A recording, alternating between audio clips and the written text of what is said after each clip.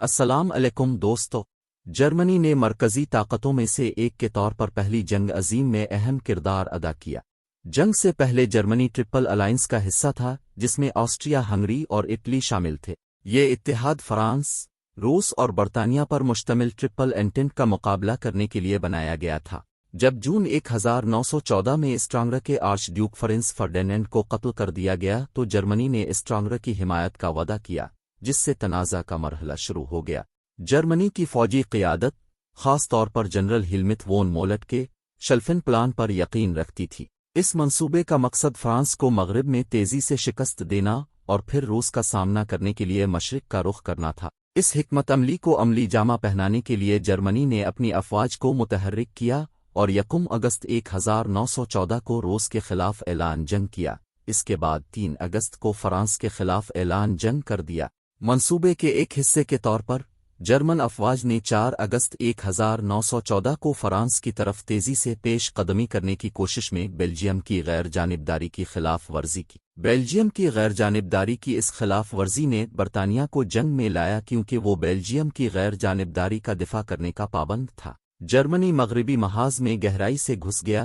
ایک وحشیانہ خندق جنگی تعطل میں فرانسیسی اور برطانوی افواج کا سامنا کرنا پڑا۔ سومے کی لڑائی اور ورڈون کی لڑائی جیسی لڑائیوں میں بہت زیادہ جانی نقصان ہوا۔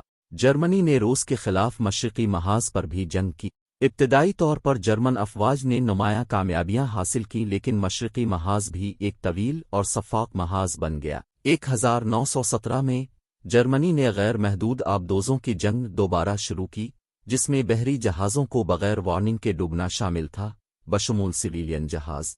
اس پالیسی نے ریاستہائے متحدہ کو مخالف بنا دیا، جس کے نتیجے میں امریکہ اتحادیوں کی طرف سے جنگ میں داخل ہوا۔ اس جنگ کے جرمنی کے لیے اہم اقتصادی اور سماجی نتائج تھے۔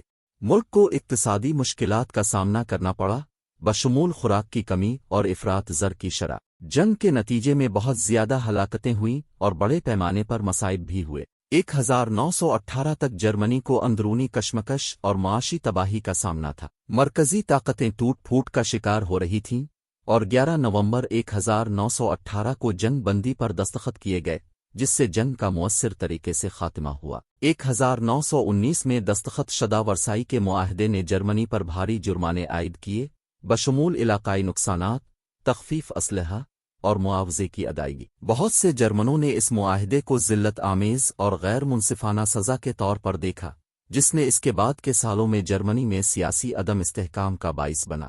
خلاصہ یہ کہ جرمنی نے مرکزی طاقتوں کے اتحاد کی ایک بڑی طاقت کے طور پر پہلی جنگ عظیم میں مرکزی کردار ادا کیا۔ جنگ کے دوران اس کے فوجی اقدامات، اتحاد کے وعدوں اور پالیسیوں کے جرمنی اور دنیا دونوں کے لیے گہرے اثرات مرتب ہوئے، جس نے 20 صدی کے دورانیے کو تشکیل دیا۔